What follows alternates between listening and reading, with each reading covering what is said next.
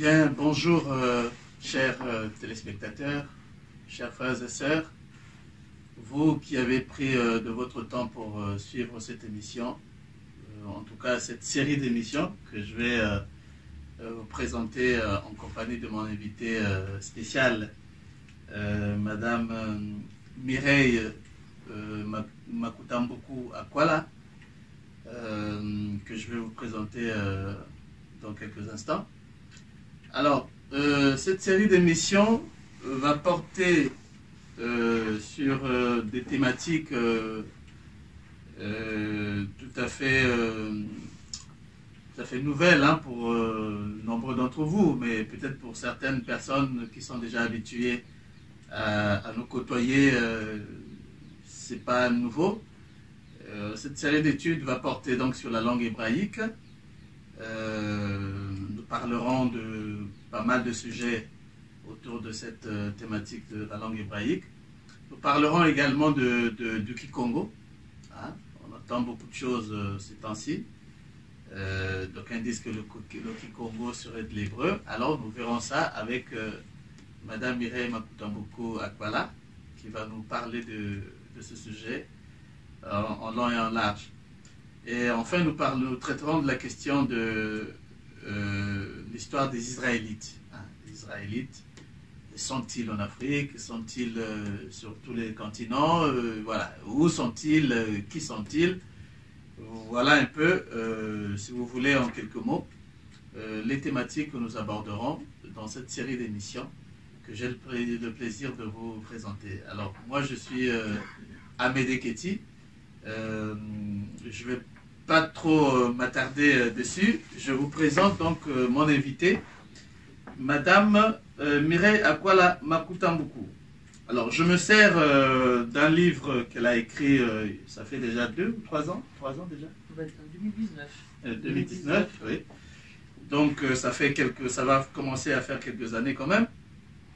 Et donc, je me sers de ce livre-là. Je vais vous projeter le livre. Comme ça, on pourra peut-être... Il est encore disponible, le livre? Il est en rupture de stock. Ah, il est en rupture de stock. Oui, ah, ouais. On va en commander. Ça ne m'étonne pas, parce que vu la qualité de ce que vous avez mis dedans, bon, moi, personnellement, je l'ai. Donc, voilà, je fais partie de ceux qui l'ont, des rares personnes qui ont le livre. Donc, alors, Madame Makutambuku, elle est pasteur. Pourquoi est-elle pasteur? Parce qu'elle a fait des études de théologie. Donc, elle a fait des études de théologie, histoire, spécialiste de la civilisation Congo.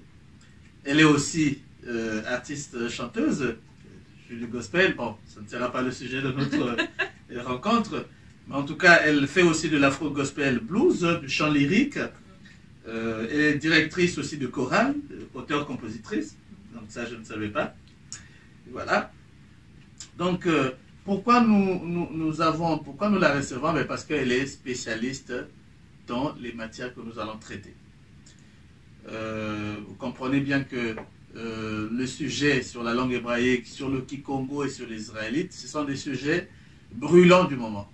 Nous sommes dans l'ère, dans une période qu'on pourrait qualifier de réveil. Et pour parler de ces sujets-là, il faudrait que ce soit des gens qui maîtrisent les sujets. Certes, tous ceux qui font ce travail, j'allais dire, de vulgarisation de la langue hébraïque, de la langue Kikongo et de tout ce qui tourne autour du réveil israélite en cours, toutes ces personnes-là, nous leur disons merci pour le travail qu'ils font. Mais à un moment donné, il faut aussi quand même aller un peu s'approcher des personnes qu'on qualifie de sachantes, des personnes qui ont fait des études. Et c'est le cas de notre invité, qui a fait des études donc, de théologie, et aussi, je l'ai ici, des études donc, hébraïques. Elle est diplômée en études hébraïques à la Sorbonne, Paris 3 Sorbonne. Donc elle est diplômée en études hébraïques et juive. En d'autres termes, vous connaissez, quand on parle du Talmud, Mishnah, Gemara et tous ces sujets-là, vous les connaissez. Ah ben parfait. Donc ça veut dire que nous avons une invitée idéale qui va en tout cas nous aider à comprendre un peu mieux aussi ce qu'on appelle le judaïsme. Donc voilà. Alors, il n'y a pas que ça dans sa biographie.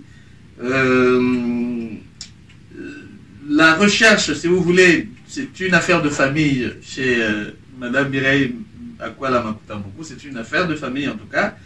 Eh bien, parce que, comme on peut le lire ici, sa vocation pluridisciplinaire, parce qu'évidemment c'est le cas de le dire, elle est pluridisciplinaire, elle est presque dans tous les sujets, c'est un héritage familial.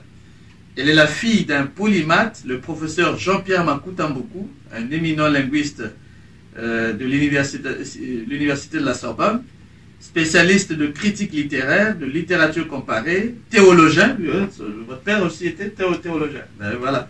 Donc chercheur au CNRS, écrivain, académicien, fondateur, promoteur de l'Université libre du Congo-Brazzaville. C'était aussi un homme d'État. Voilà. Donc si vous voulez, la recherche, la pluridisciplinarité, c'est une affaire de famille chez les Makuta-Mboukou. Et nous avons ici une illustre, si vous voulez, représentatrice de cette famille Makuta-Mboukou que beaucoup de Congolais connaissent, et pas uniquement des Congolais, hein, même beaucoup d'Africains connaissent. C'est joliment dit, Mangelos. Alors, j'ai juste une précision sur mon nom, mon prénom, oui. Mireille, qui m'a été donné par mes parents, mais qui est un prénom qui rencontre quand même de notre histoire coloniale. Nous avons été colonisés. Donc, nous avons des prénoms occidentaux français. Et donc, moi, j'ai décidé de reprendre un prénom Congo, et je m'appelle aujourd'hui Kimoya. Ah, d'accord. Voilà, Kimoya, qui est bâti sur la racine Moyo, Moya, qui veut dire la vie, donc Kimoya, la vitalité. D'accord. Tout ce qui est en rapport avec la vie. D'accord, donc Kimoya, la vitalité, voilà, donc si vous voulez, on pourrait même dire Madame Kimoya Akwala Makuta-Mboukou. C'est ça. Ouais. Une précision aussi, Madame Kimoya Akwala Makuta-Mboukou est aussi en train de travailler depuis environ presque 2 ans sur la problématique des Congo, des Caraïbes. Voilà, elle est en train de faire un travail impressionnant à ce niveau-là. Peut-être que lors d'une émission prochaine, nous pourrons parler de ce sujet-là. Parce que j'ai vu quand même quelques retours de ce côté-là. J'ai vu des images avec les professeurs Omotunde, avec pas mal de spécialistes là-bas. Professeur Jean-Claude Blanche. Voilà, Jean-Claude Blanche. Donc il y a un travail qui est en train de se faire aussi de ce côté-là. Et je pense que nous aurons l'occasion de revenir sur ce sujet. Alors, nous allons donc commencer par notre premier sujet. La langue hébraïque. Oui. La langue hébraïque. Oui, alors la langue hébraïque, hein, donc l'hébreu, c'est une racine, c'est Aïn, Bet et Resh. Donc voilà, c'est Avar, qui veut dire traverser. Donc l'hébreu, c'est celui qui traverse, c'est un migrant. Et effectivement, dans l'histoire du peuple hébraïque, c'est vraiment une histoire de migration, mais pas forcément celle que l'on pense, en tout cas celle qui a été transmise. Alors l'hébreu est une langue dite cananéenne, parce qu'elle était parlée en Canaan, ce qui ne veut pas dire que son origine est cananéenne, qu'elle soit cananéenne. Voilà, ça, je tiens à le préciser. Et donc, c'est une langue dite sémitique. Voilà. Et donc, cet hébreu, en fait, a été parlé, on va dire, entre 1200, bien sûr avant la chrétienne, hein, entre 1200 et 500 et moins 586. Hein.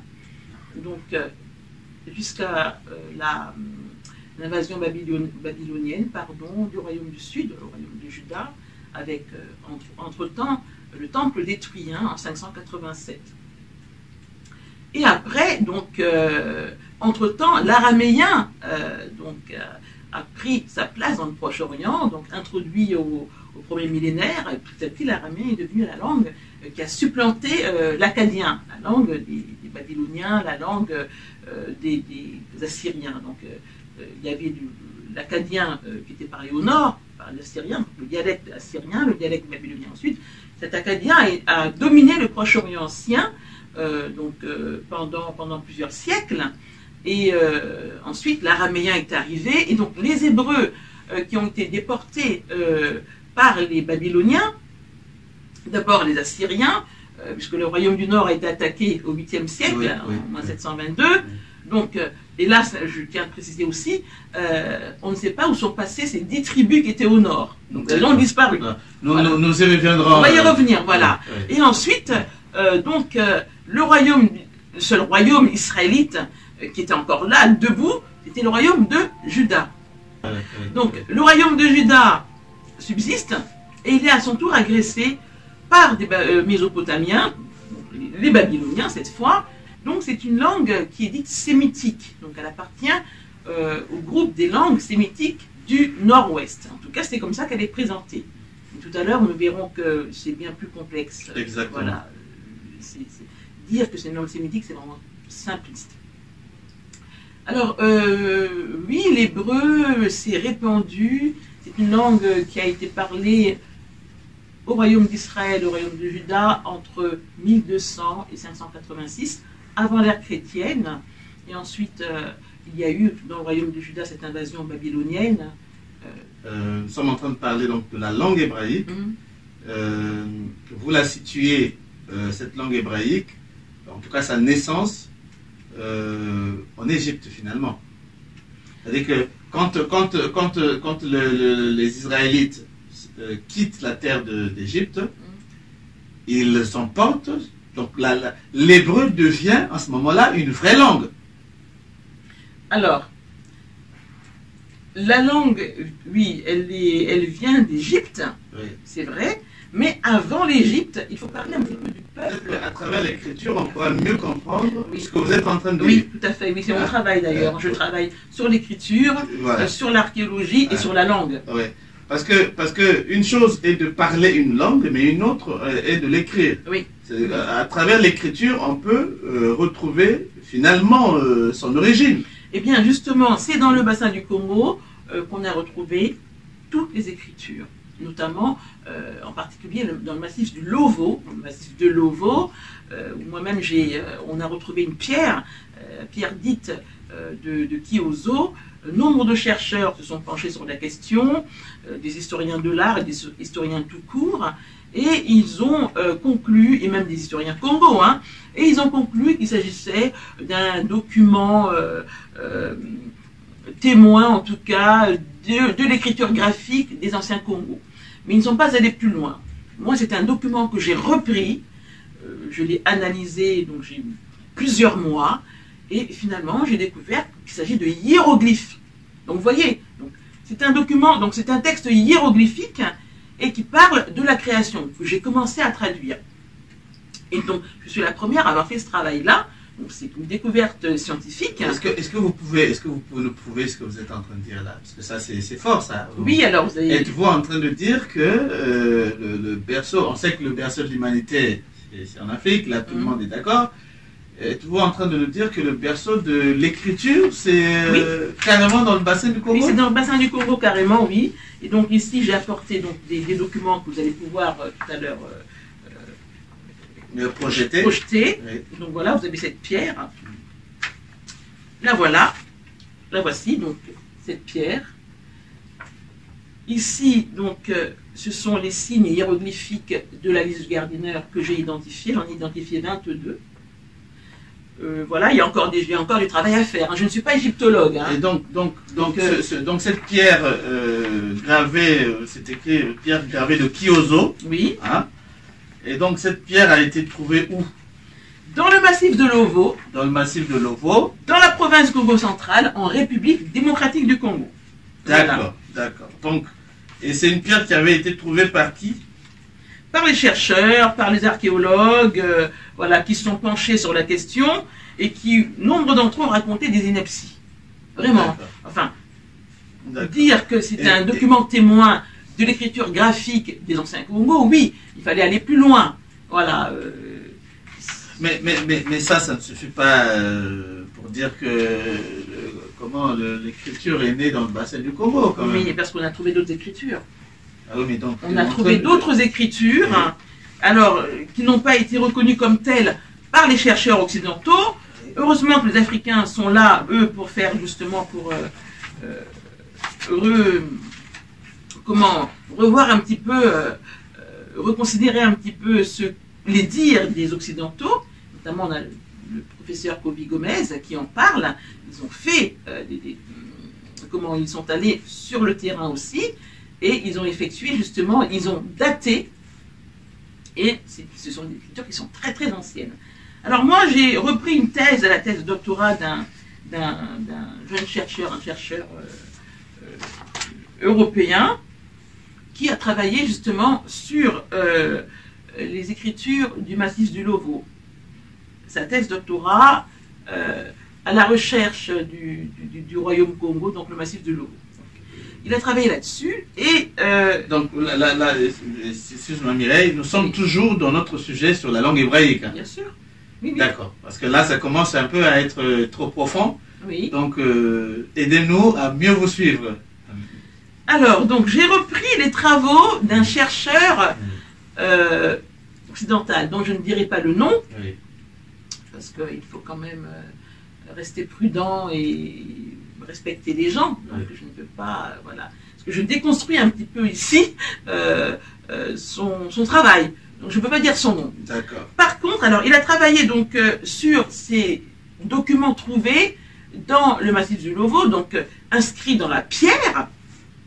Et il a notamment commenté ce document. On va le protéger, voilà, on va le projeter voilà, sur l'écran. Voilà, Toi, tu peux juste voilà, faire ton commentaire. Voilà, ce document qui a été trouvé dans la grotte Mbafou, dans le D'accord. massif du Lovo. Donc, c'est une, pour eux, pour l'Occident en tout cas, bon ben voilà, c'est une, ça fait partie des peintures dites rupestres, l'art rupestre. Oui.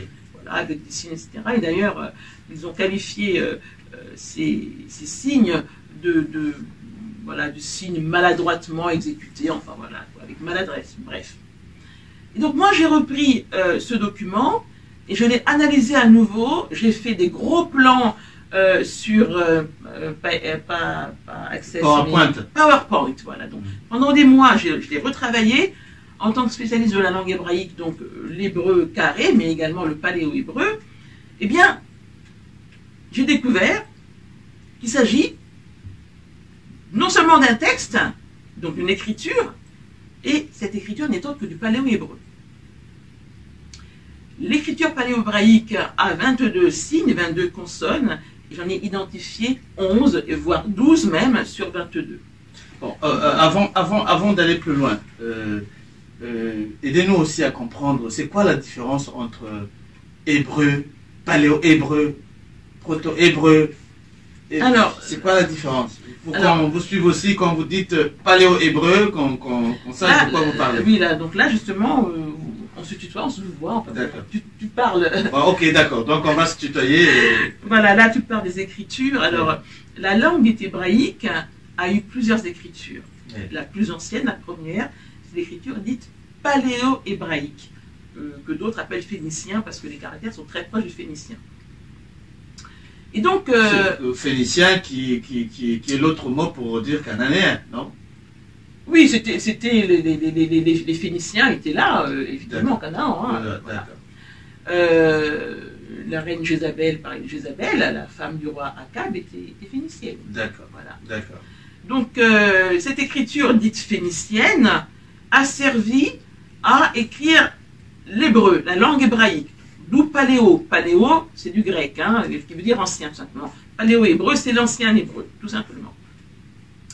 Et donc, ce paléo-hébreu a été utilisé, en tout cas, pendant plusieurs siècles, hein, jusque avant au 1er siècle avant l'ère chrétienne.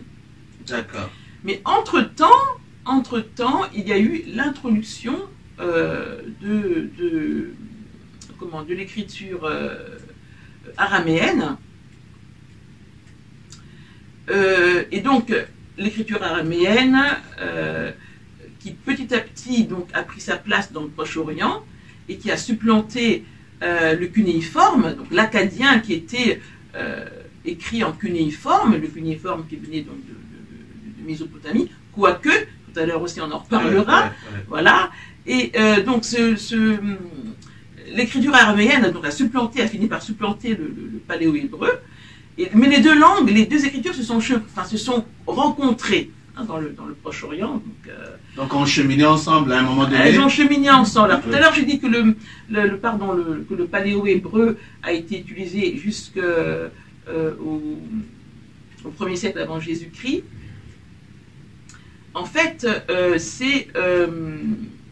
comment je vais dire ça? L'écriture araméenne, pardon, qui est attestée, en tout cas, à partir du 1er siècle au moins avant Jésus-Christ. Donc, pour écrire l'hébreu. D'accord. Voilà. Donc, le paléo-hébreu, effectivement, a perduré, en tout cas, a été longtemps utilisé pour écrire l'hébreu.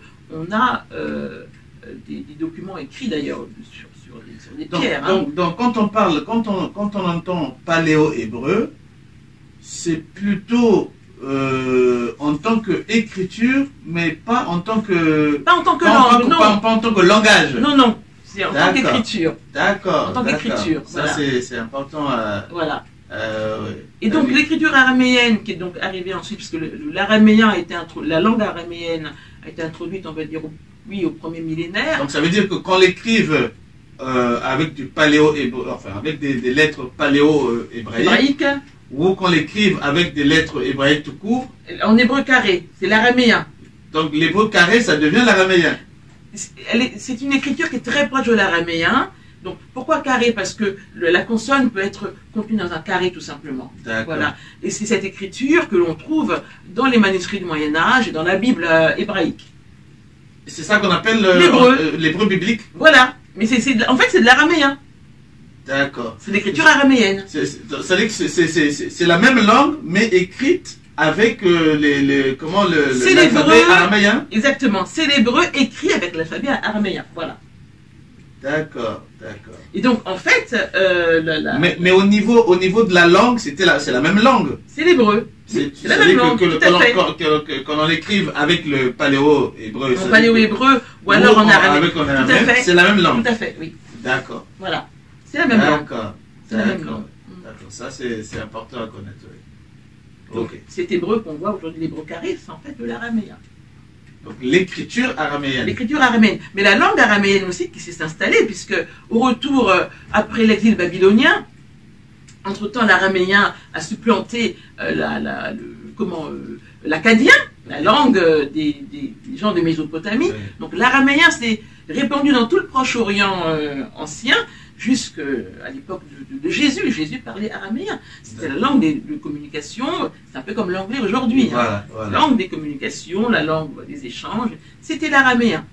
Et donc l'hébreu, après l'exil babylonien, enfin bon, aujourd'hui encore les chercheurs s'interrogent sur est-ce que l'hébreu a été continué, est-ce qu'ils ont continué à parler hébreu après l'exil, etc., au retour de l'exil. En tout cas, l'hébreu c'est une langue, on va dire, oui, morte, enfin, en tout cas qu'on n'a plus parlé pendant au moins 17 siècles.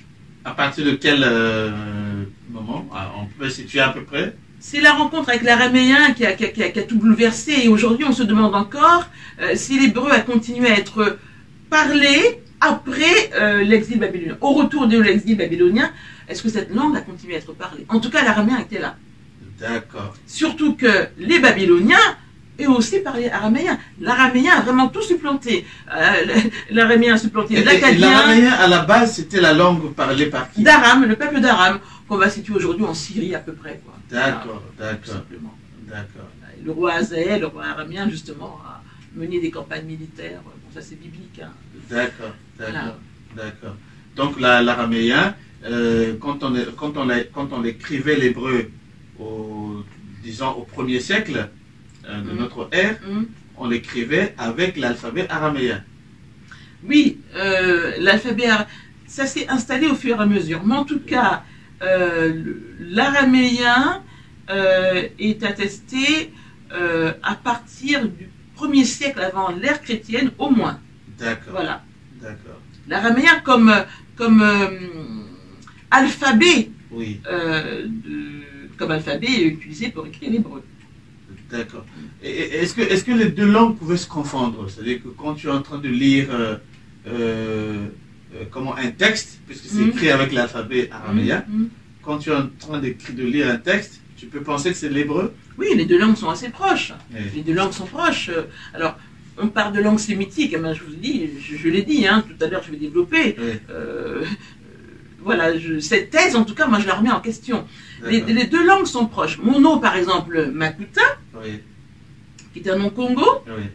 est aussi un nom araméen, est aussi un nom hébreu, D'accord. avec la même signification. D'accord. Alors, Makuta en Kikongo, c'est le rythme de la royauté. Oui. Oui. C'est le rythme qui était donc joué, hein, des percussions, Oui. quand le roi du Congo était intronisé. Oui. Et on retrouve encore ce rythme également à Cuba, parce que les Congos ont été déportés. Les Congos c'est le peuple qui a vraiment payé le plus lourd tribut à la traite négrière. Hein. Oui. Plus de la moitié des Africains déportés Oui. du Congo, Exactement. royaume du Congo. Oui. Et on retrouve ce rythme Makuta à Cuba. D'accord. Vraiment le nom Makuta à Cuba. D'accord. Et on a également ce nom Makuta aussi en Guadeloupe. D'accord. D'accord. Makuta, rythme de la royauté. Comment dit-on roi en hébreu, justement? Melek. Melek. Oui. Melek. Et la royauté, c'est la Malkout. Oui. Oui. Oui. Alors, Malkout, ça Malkout, sonne Makuta. Oui. Malkout et Malkuta en araméen. Oui. Voilà. C'est la même chose, c'est la royauté. Oui. Donc voilà. Oui. Ça, c'est un exemple. Hein, pour dire que l'araméen et l'hébreu sont des langues très proches. Par exemple, encore un autre mot. Le mot Ella. Le mot Ella, qui veut dire Dieu en araméen. Oui. Et Elle en hébreu. Mais Oui. Ella aussi en Kikongo. Oui. Quand on dit Ella Shemayo, en Oui. araméen, Dieu du ciel. Oui. Hein, voilà, on retrouve ce mot aussi en Kikongo sous la forme de mot Ella, c'est-à-dire l'âme. Oui. L'âme qui Oui. appartient à Dieu. Donc, Ah, Dieu, oui, Dieu c'est en nous. Dieu qui souffle exactement. en l'homme, donc voilà, et Voilà. l'homme devient une âme vivante. Exactement. Oui. Maintenant, tout à l'heure, on verra Oui. finalement cet hébreu dans le Kikongo, cet araméen dans le Kikongo. Est-ce que c'est comment je veux dire ça? Est-ce que c'est l'hébreu qui contient le Kikongo, ou l'araméen qui contient le Kikongo, ou l'inverse? Ou est-ce que c'est le Kikongo qui contient les deux langues? Tout à l'heure. Ou est-ce que c'est le Kikongo qui est de l'hébreu? Tout à fait aussi. C'est Tout le à sujet fait. de notre C'est deuxième. aussi le sujet, oui, tout à fait. oui. Ou de l'araméen, pourquoi Oui, pas? oui, d'accord. Voilà. Oui. Bon, merci pour ces explications. Revenons-en donc à ce que tu étais en train d'expliquer quand tu parlais justement de l'écriture qui a été, qui aurait été découverte dans la grotte de Lovo, Mhm. hein, par un chercheur dont tu Alors, sais volontairement le nom. Non, ça a été découvert par d'autres chercheurs. Oui. Et la personne dont je parle a fait Un une travail. thèse de doctorat D'accord. en archéologie sur ces découvertes. sur ces découvertes-là, tout simplement. D'accord. Alors, eux ne parlent pas d'écriture. Ouais. C'est moi qui parle Ah, d'écriture. d'accord. De même que ceci, la pierre gravée de Kyozo, ils ont parlé d'écriture. On va dire l'écriture graphique. D'accord. Témoin, enfin, ce document est un témoin de l'écriture graphique des anciens Congo. Or, quand on l'observe de près, il s'agit de hiéroglyphes. D'accord. Voilà, donc on n'est pas simplement dans une écriture graphique quelconque, c'est des hiéroglyphes. Donc vous voyez, ces chercheurs-là n'ont pas été, donc finalement pas cherché très loin. D'accord. Hein, Enfin, ils ils sont ont même- fait leur travail. Ils sont Et peut-être aujourd'hui- chercheurs, mais ils n'ont pas cherché. Ils n'ont pas cherché aujourd'hui, très loin. voilà, aujourd'hui, ça vous permet, vous, Bien ça sûr, te d'aller- permet, toi, d'aller plus loin, tout à Oui, fait. oui. Alors donc, il y a également ce document, toujours trouvé dans le massif du Lovo, qui a fait l'objet justement d'analyse de la part, en tout cas, des Occidentaux, et ils ont dit qu'il s'agit de dessins maladroitement réalisés, enfin bon, bref.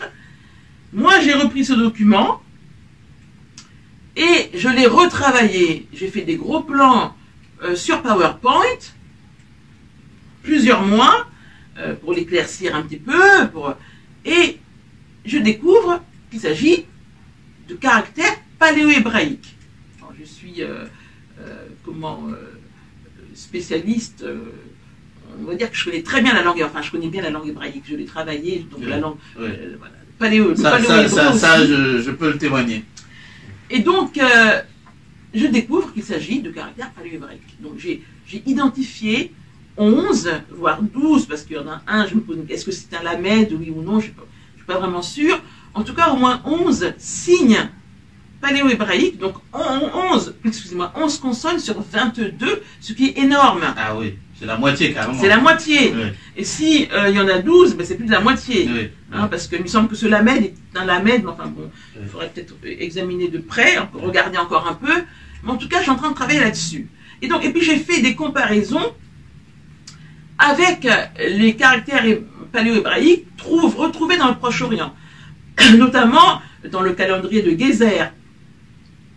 Eh bien, je me suis rendu compte que c'est les mêmes caractères. D'accord. À ceci près, à cette différence près, que dans le calendrier de Gézer, on a un kaf. Kaf qui veut dire en hébreu, pardon, qui veut dire la main. Kofi en kikongo. Vous voyez, kaf, kofi, c'est le même mot. Les voyelles ne comptent pas, ce sont les consonnes qui comptent. Et donc, le kaf est simplement un signe qui représente le doigt de la main. Il se trouve que le kaf qu'on retrouve dans le Proche-Orient, dans le calendrier de Gézer, eh bien, ce kaf n'a que 3 doigts. Tu peux peut-être illustrer aussi sur le tableau, comme ça. Oui, alors ce kaf n'a que 3 doigts. Ouais. Ce kaf n'a que 3 doigts. Je vais prendre...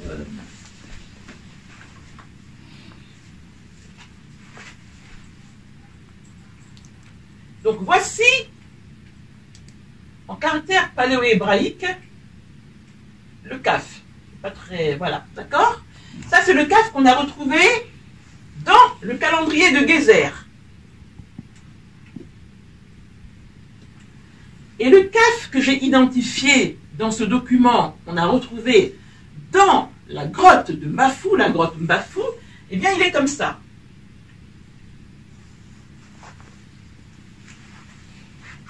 À peu près comme ça. 1, 2, 3, 4, 5. On a les 5 doigts de la main. Kaf veut dire la main. Alors,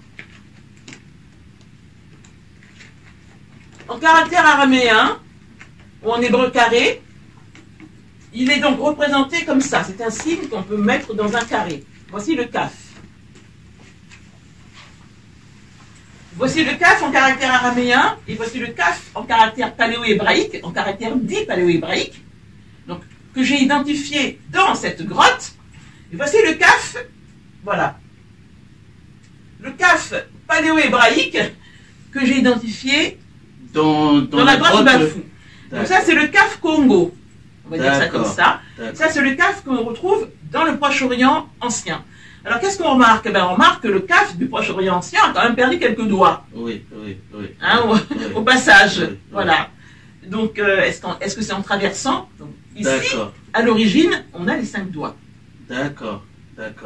Et le kaf là, qui est en bas, ça, c'est celui qu'on utilise aujourd'hui. Aujourd'hui, c'est l'écriture araméenne.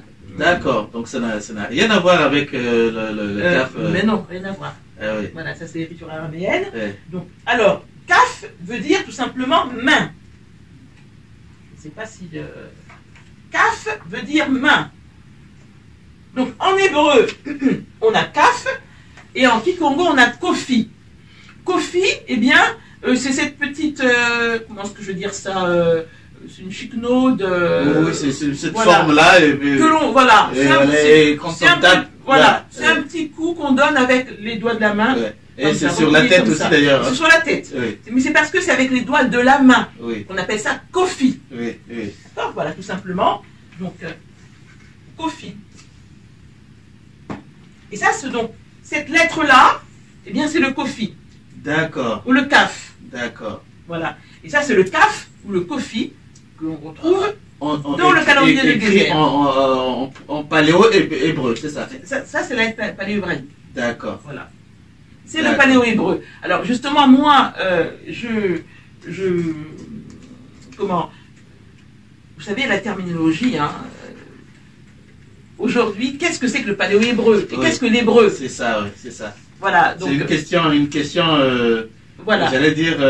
En tout cas, toujours est-il avec un gros point d'interrogation. Voilà, toujours est-il que là, nous avons la même écriture.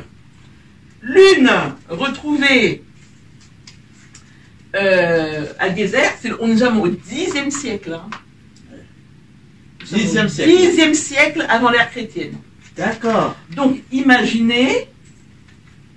Ah oui, donc là, ça remonte un peu loin. Alors. Vous comprenez? Ah oui, ça remonte à Mathusalem, là. Surtout que ce kaf a les 5 doigts. On est bien d'accord. Ouais. Donc, logiquement, ce kaf, celui-ci, précède celui qui n'a que 3 doigts. Exactement. On est bien d'accord. Ouais, exactement.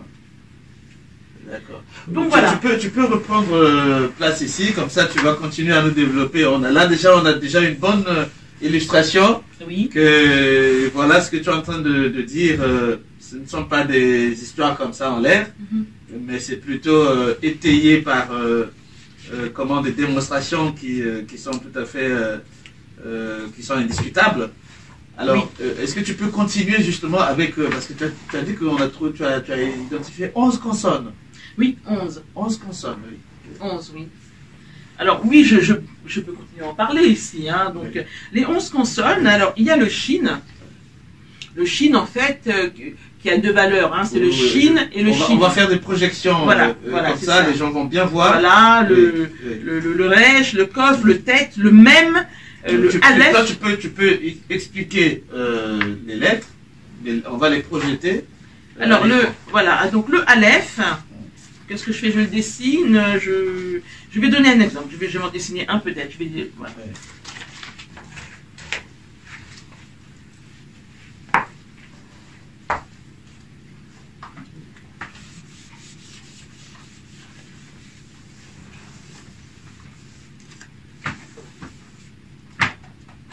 Voilà. Alors le aleph, c'est ça. Comme ça. Voilà.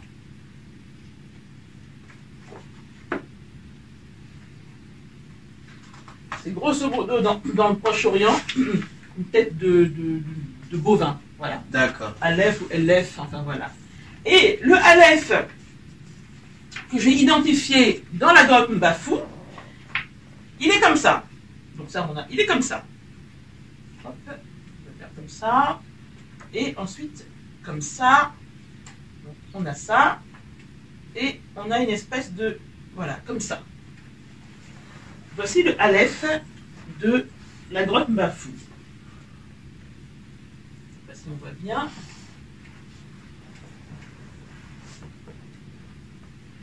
Le Aleph de la grotte Mbafou donc ressemble au Aleph que l'on trouve donc dans le Proche-Orient, mais il a en plus une petite branche là. D'accord. D'accord. Et cette branche, d'après toi, qu'est-ce qu'elle fait là Ben, ça veut dire quelque chose. Il faut encore qu'on creuse. D'accord. Nous sommes encore qu'à des balbutiements. Ouais, ouais. Donc là, ça veut dire que là, c'est sûr que quand on regarde les caractères, c'est les mêmes caractères. Oui, oui. Et on a l'impression que en paléo-hébreu, en tout cas, ce qu'on a trouvé au Proche-Orient, la lettre a perdu un petit trait là. Exactement, tout comme le kaf qui a perdu 2 doigts. Voilà. Oui, hein, voilà. Exactement. Alors, par contre, il y a des lettres qui n'ont pas qui ont bougé. tout conservé. Par exemple, le tête. Le tête que l'on retrouve. Le tête, donc, c'est un cercle. Ah là là, je n'ai plus du tout de. Ah, ça n'écrit plus bien? Non. Bon, on va projeter. On va projeter. On va peut-être projeter, parce que là, comme ça n'écrit plus. On va quand même parler du tête et du même quand même. Alors, on va voir, on va essayer avec ça. Merci. Donc, le tête, merci. Ah ben, là, ça écrit, non? Ça n'écrit pas? Ah non, ça n'écrit pas, ça ne se voit pas. Ça ne se voit pas. Donc, ça va pas le faire. On va le faire directement sur l'écran. On va le faire, là, ça va pas. En plus, et au niveau des... On va peut-être essayer... Le feutre rouge, là, le feutre rouge... Ah ben voilà. On va essayer ça. Merci. On va peut-être essayer ça. Merci. Alors, oui, voilà. Là, ça écrit mieux. Voilà. Donc, on a le tête. Ça, c'est le tête. Le tête paléo-hébraïque. Qui est identique, au tête que j'ai identifié dans la grotte Mbafou. Voilà. Alors, ce tête paléo-hébraïque, eh bien, les chercheurs occidentaux ont dit qu'il s'agissait d'une reproduction maladroite de la croix chrétienne. Du grand n'importe quoi. Mais vraiment des inepties, voilà. Parce que dans leur esprit, il est impossible de trouver de telles écritures en Afrique. imaginez, voilà, c'est la croix chrétienne, et voilà. Et dans un cercle en plus, c'est pourquoi dans un cercle. Mais on n'a pas, on n'a pas pu dater cette écriture dans cette grotte. Alors, il y a des datations. Parce que s'il parle de la croix chrétienne, c'est comme si on parlait d'une datation qui se situerait dans la période chrétienne. Mais enfin, en tout cas, dans les périodes les chercheurs blancs datent l'écriture de la grotte de Bafou, il la situe au 15e, 16e siècle de l'ère chrétienne. C'est vraiment du grand n'importe quoi. Voilà. Alors, on a ensuite le même. Et là, vraiment, je tenais à vraiment le même qu'on a dans le Proche-Orient, est à peu près comme ça. Voilà, quelque chose comme ça. Hein, voilà.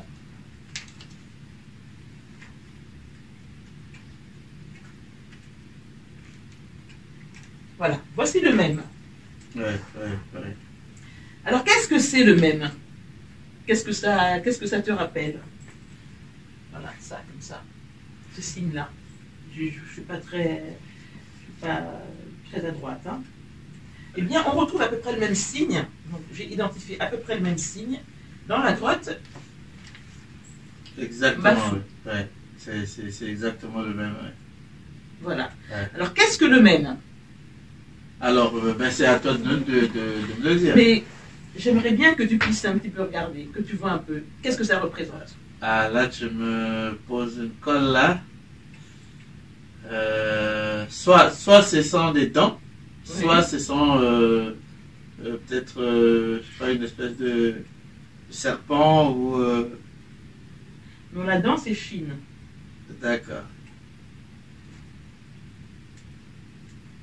Ça ne te rappelle pas le mouvement de quelque chose? Le mouvement de l'eau? Oui. Le mouvement de l'eau. D'accord. Donc des vagues? On peut dire ça comme ça, oui, des vagues, des... Voilà.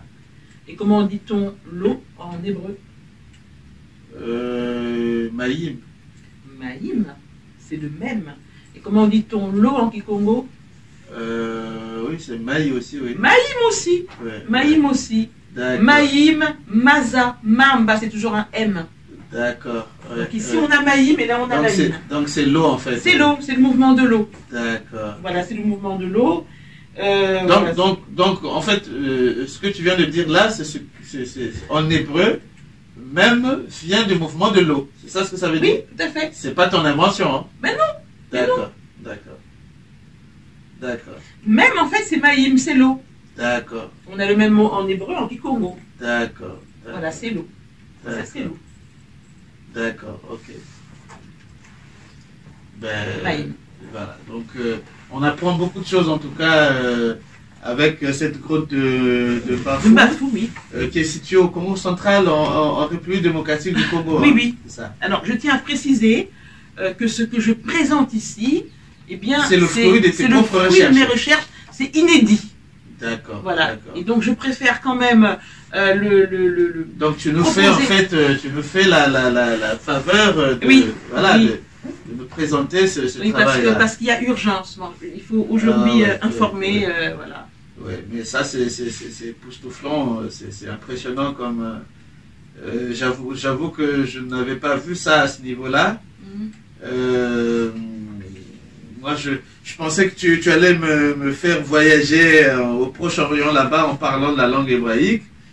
Mais là, tu me parles de l'écriture trouvée dans le massif central du Congo. Le massif du Lovo, oui. Du Lovo. Oui, dans la province du Congo central, en République démocratique du Congo. Donc, on est en plein au cœur du pays Congo.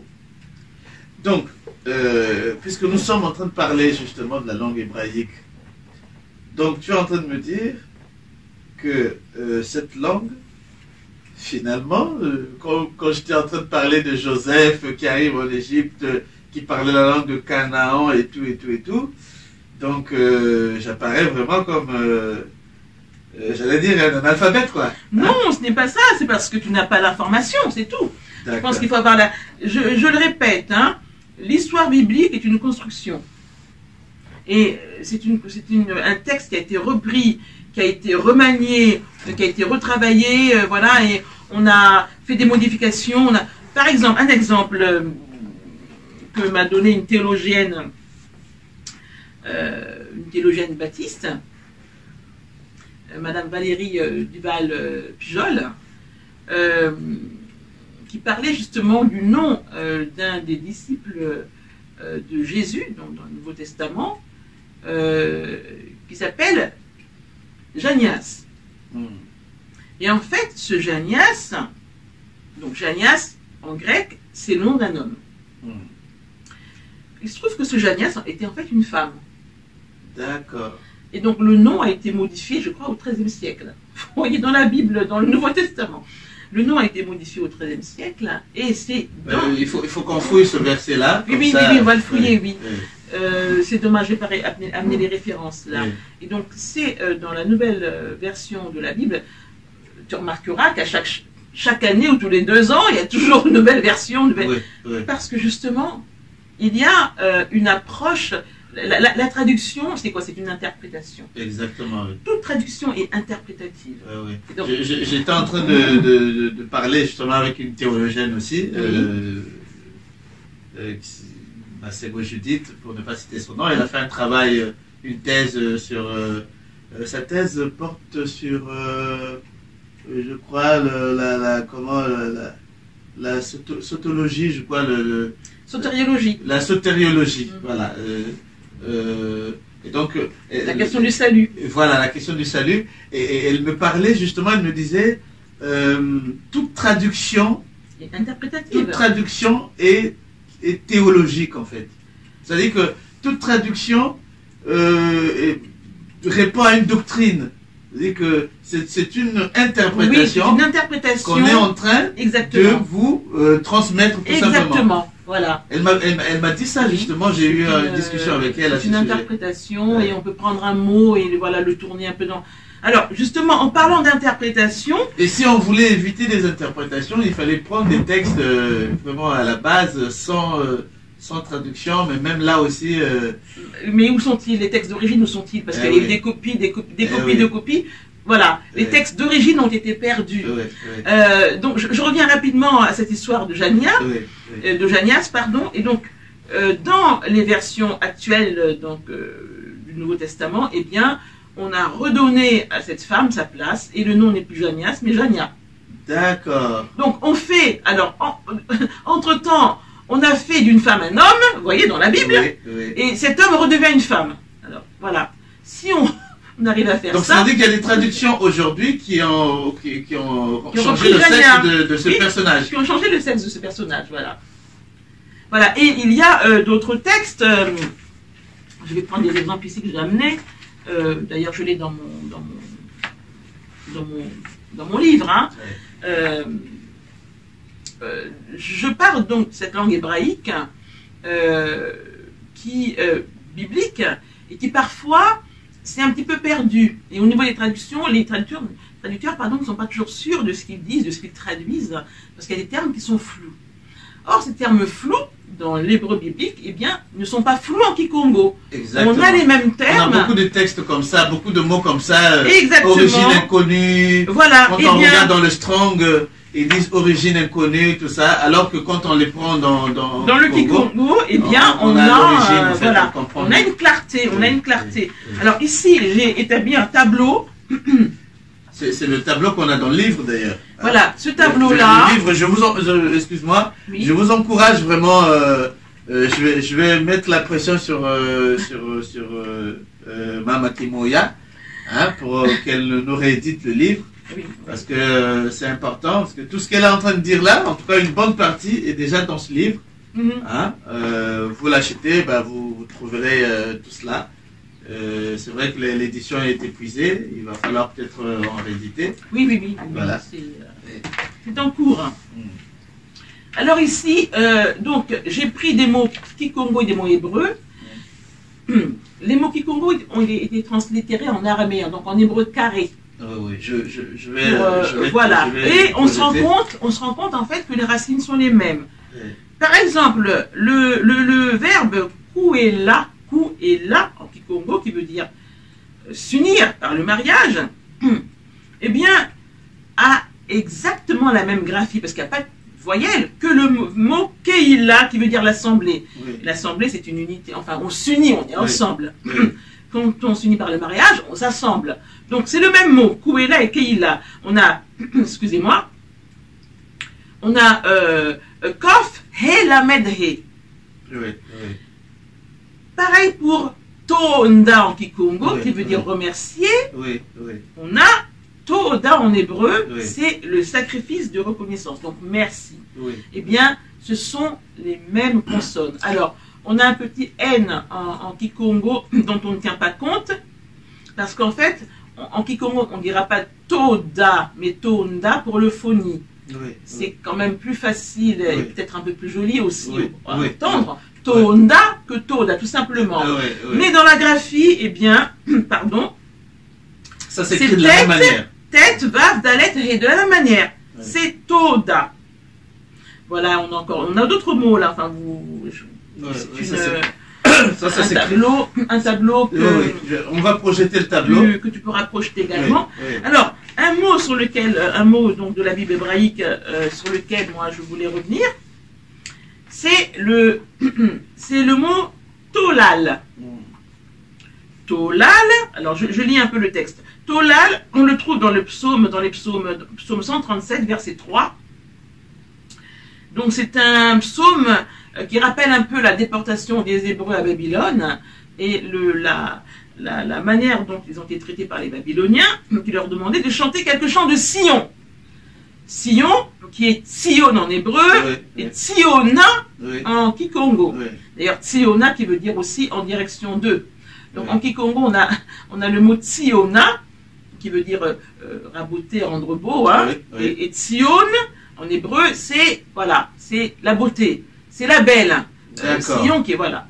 Et donc, on voit bien que la proximité avec le mot Congo. Surtout D'accord. que Tsiona en Kikongo veut dire non seulement Sion, mais en direction de Sion.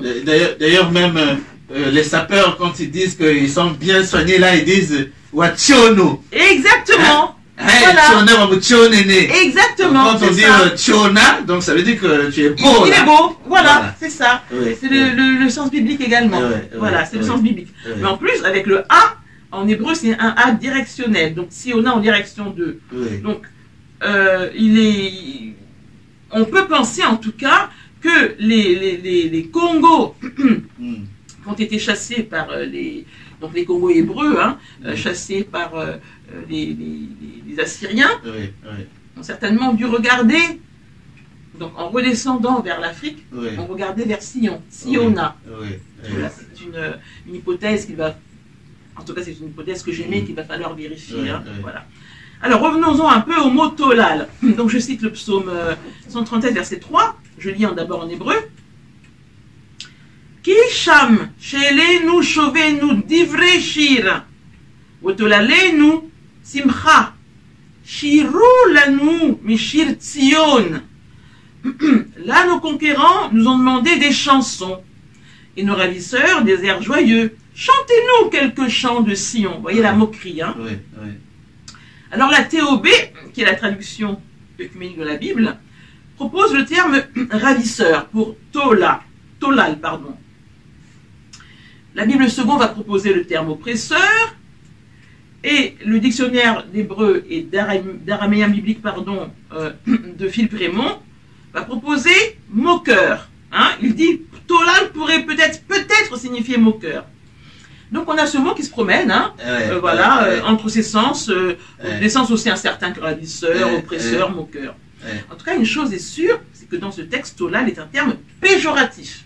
Vous êtes bien d'accord? D'accord. Là, les traducteurs l'ont compris. Mais en Kikongo, nous avons un mot, un verbe, même un verbe, le verbe tola, Oui. qui signifie calomnier, Calomnier, ridiculiser, parler de tourner en quelqu'un dérision. derrière lui. Exactement. Et voilà. Et même tourner en dérision, railler. Voilà. Et le verbe Kikongo tola pourrait Oui. tout à fait convenir ici. Exactement, oui. Et Exactement. d'ailleurs, j'ai proposé de traduire ce verset avec l'éclairage apporté par le Kikongo, et ça donne là, nos conquérants nous ont demandé des chansons, et ces gens qui nous raillaient, des airs joyeux, et non Oui. pas et nos ravisseurs. Oui. Et ces gens qui nous raillaient des airs joyeux.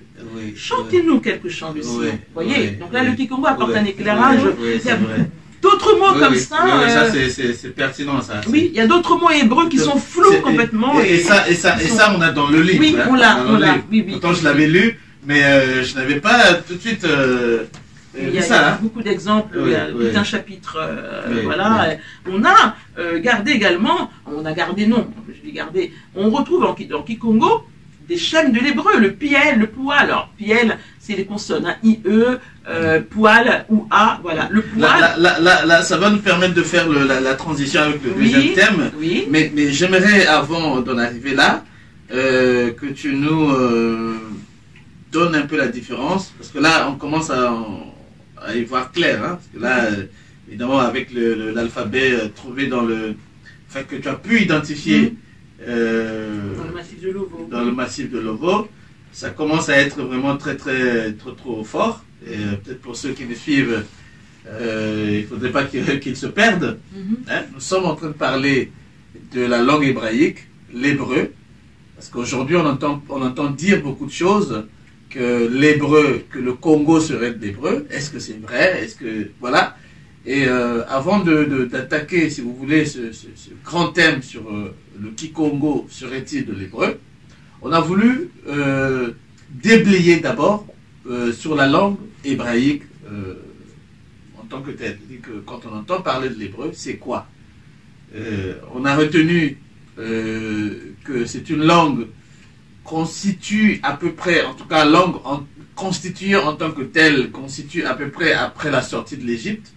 Les peuples, oui, les dates, c'est vraiment entre 1200, c'est vraiment, alors 1200, c'est un peu avant la création j'allais dire l'État d'Israël, le royaume du Nord, donc le royaume du Nord, marqué surtout par un personnage biblique, David, voilà. donc c'est aux environs 2000. Hein. Vous savez que c'est à ce moment-là qu'on peut véritablement parler de la langue hébraïque. Voilà, avec les royaumes en tout cas, voilà. en sachant que il y a le roi qui est là, il y a une langue voilà, officielle. il y a un royaume unifié qui est Israël, qui ensuite va subir un schisme, voilà. comme et il y a une langue qui est parlée. Voilà, c'est ça, voilà. Et ça, on a retenu.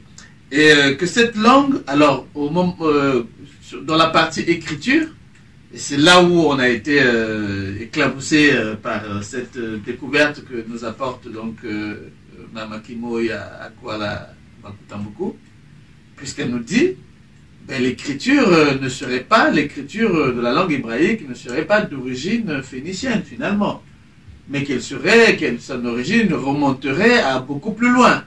Et elle nous parle de ce qui a été trouvé dans une grotte découverte donc dans le massif du Congo central, massif de Lovo. Et elle nous a fait quelques démonstrations ici, et vous avez vu vous-même à l'écran. C'est impressionnant. Alors, je ne sais pas qu'est-ce qu'on peut en conclure déjà à ce niveau. Mais une chose est sûre, c'est que au sortir, en tout cas après cette émission, c'est sûr que vous allez avoir une nouvelle façon de voir, une nouvelle façon d'appréhender la langue hébraïque. C'est sûr. Maintenant, pour ceux qui sont habitués à l'hébreu israélien, l'hébreu parlé en Israël, ça peut paraître un peu superflu ce qu'on est en train de dire. Mais pour ceux qui sont intéressés à approfondir le sujet, je vous invite à suivre la deuxième partie de l'émission qui va être consacrée à la langue Congo. Et là, je pense que Mama Kimoya va aller beaucoup plus en profondeur pour nous démontrer, justement, pour nous apporter des éclairages dont on a besoin pour avancer dans cette langue Congo que nous aimons tant, que nous parlons avec amour.